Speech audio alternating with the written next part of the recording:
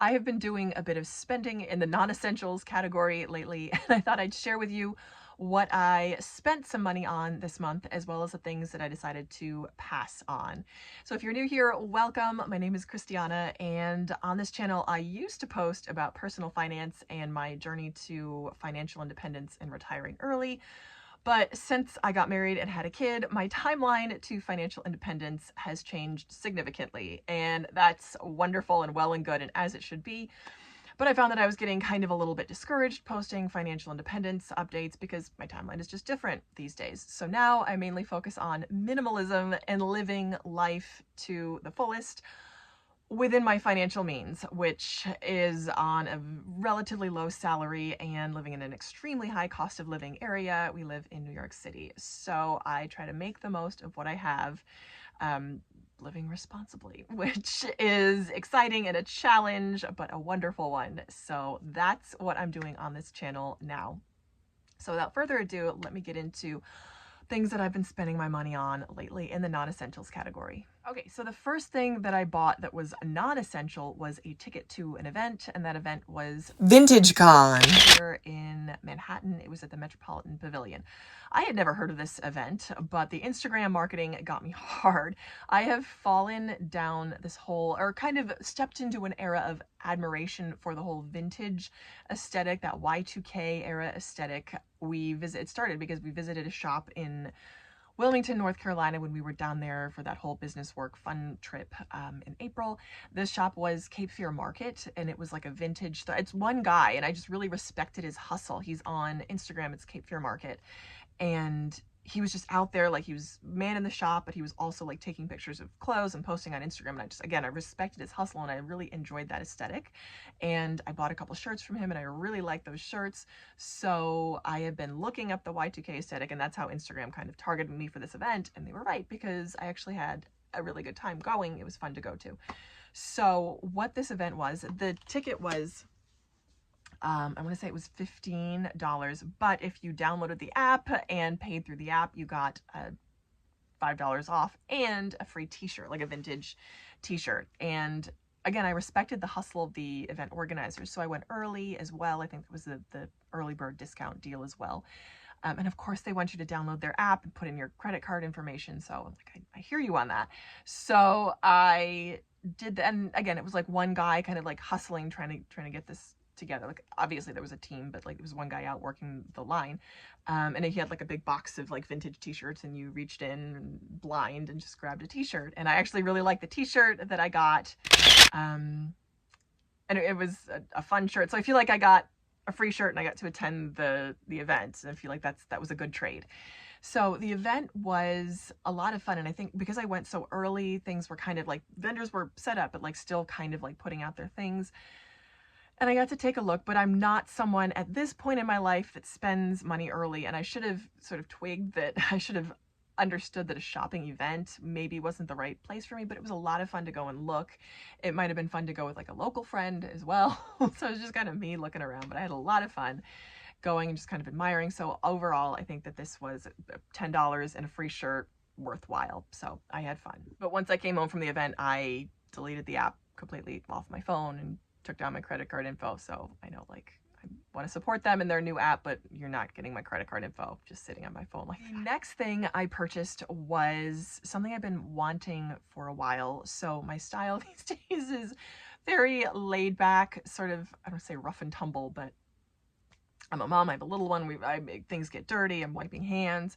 So I just wanted a quick grab and go bag, and I purchased myself 2 Baggu medium nylon crescents, because I brought them brand new. I had purchased one used, because that's always my default. Let me see if I can get it used first.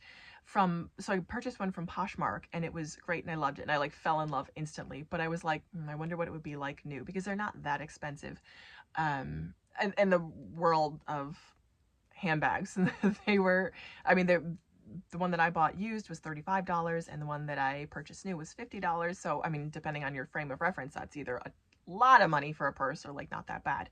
So I thought, oh, it's not that bad, because I am someone who really enjoys, I love handbags, I love purses.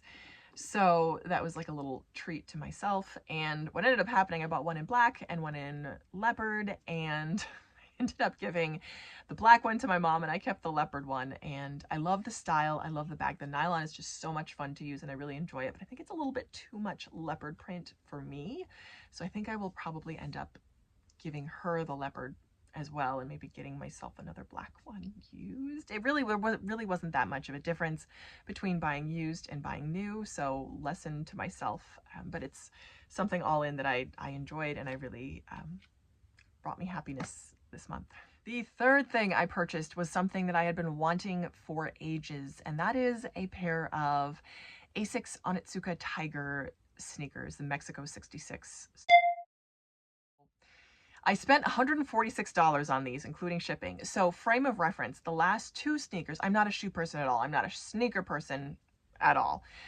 Again, shoes and sneakers for me come secondhand. However, for sneakers, I'm willing to pay a little bit more because I'd rather have a brand new shoe that no one else has had their foot in. The last two pairs I had, one was a pair of Vejas Velcro sneakers that I bought for 25 bucks from a thrift store. The other was a pair of brand new Nike sneakers for the gym that I paid $21 for, brand new from the outlet.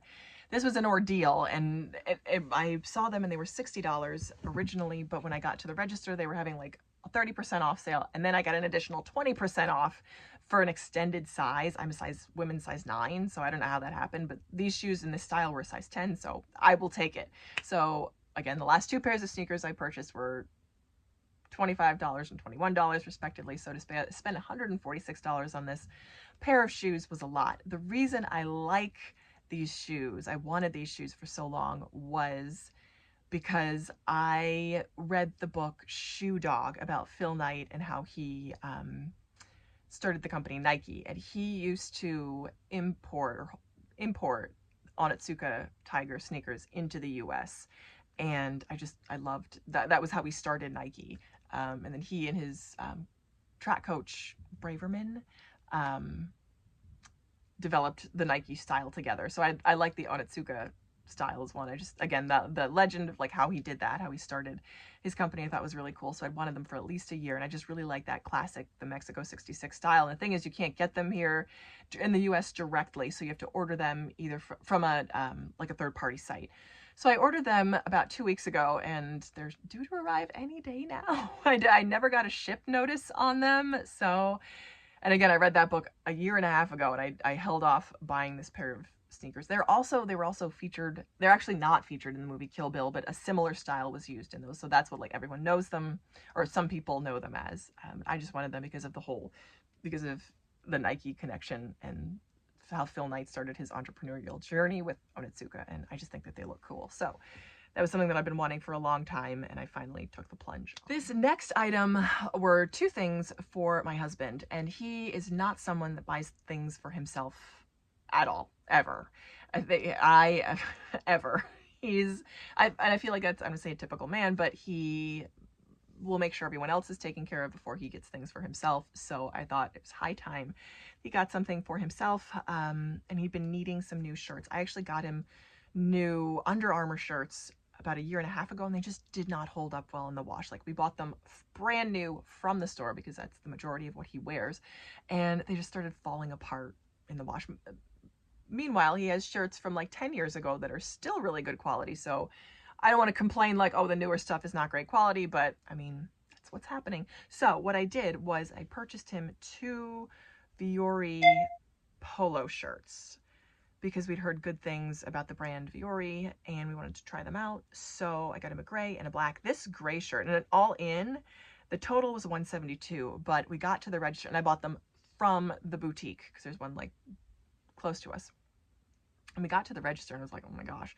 But again, he wears them every single day and he hasn't had new shirts in a year and a half. I'm like, the cost per wear is amazing. It's like 50 cents a day if this is what he wears. So I figured it was worth it. The total was $172 at the register, and I'm like, okay, that's what it costs for 2 polo shirts. And I asked the lady, are there any discounts or specials running? And she's like, oh, actually there is, because you're a new customer. And she's like, you can give me your email, there's your discount. So like, awesome, that's what I did. And the total then came down to $137.60, which again, for 2 shirts, I know is ridiculous, and you're paying the brand markup. Yes, I know, all of that. I wanted, and it's kind of like a scientific experiment that I want to see how these directly from the store perform versus ones, because I know they're like, I've shopped at Quince, which is in theory the same item without the designer label markup. So yes, I will get some that don't have the label and see how those perform as well. Yes, we have shirts from Costco, and those are great and fine as well. I wanted to see how these performed. So, and the reason this one shirt was like $120 is because it's made from like a different material, and the sewing is like laser edge. It's got a laser edge or something like that. I don't know. We will see how they do. So they're currently, I'm looking at them right now because I'm in our laundry room filming. So we hung them up, and I feel like he's kind of afraid to wear them. I'm like, no, for that price, you better be sleeping in them. You better be wearing them every single day, and that's all that you wear. So that's how I feel about that. And I will report back. Let me know if you want to hear how those shirts perform. Okay, now on to the things that I passed on. So I feel like I passed on a big thing, and that was just the main thing was everything in my Amazon cart. I bought nothing from Amazon. And there were a couple reasons to this. So we had a pool party, sort of like private day at a pool, and my swimsuit is 3 years old. And I was like, oh, it would be nice to have a new swimsuit for that. Which, by the way, good luck if you're trying to buy a swimsuit in July. Good luck on that. It was very challenging. And I hadn't had a chance to go in store, which would have been my preference, because then I can like see what things look like. So I was late at night on like the party's on a Saturday, and I'm like Wednesday night trying to like scramble and get something that'll get here in time like for Friday. And I'm like, it's like 11:30 p.m. and like the cutoff for Thursday shipping ends at midnight. And I'm like frantically scrolling. And I found a couple things that I was interested in, but they had that little like frequently returned item warning on them. And I'm like, forget it. It's not worth it. And so I'd like put all these things in, and I had some organizing items in there, like some clear plastic acrylic boxes that I was going to use to organize pens. And I was like ready to hit the buy now button on Amazon. I was like, you know what? I don't need it. I will use what I already have. It's fine. And I just completely let it go. And I was like, nope, not worth it. So, and the interesting thing, and I kind of figured this would happen, but we ended up not going to the party anyway because a couple people got fevers, including my child. So we ended up just not going. So I feel like I dodged a bullet on that one, but also getting something, I feel like I bought back my time, because we know those frequently returned items usually get returned, and I'm like, I'm not going to spend the money just to have to walk back and return it anyway. So let me just give that all a pass, which I did. And I am probably the most proud of myself for doing that of anything else this month. So there you have it. That's what I spent money on this month in the non-essentials category. And again, I fully realize that none of this is essential, and I could have done without all of this, but I do feel like the things that I purchased brought me a little bit of happiness, little sparks of joy, and I am very thankful for the things that I purchased. All in, I spent just around $375, and the thing is, that's about 3% of our gross take-home pay.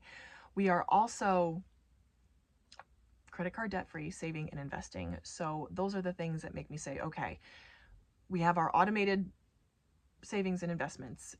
I can buy these things without going into credit card debt. And those are like that's my litmus test saying, okay, I think we're good to go on this. So those are the things that I spent, and I'm feeling pretty okay about that spending.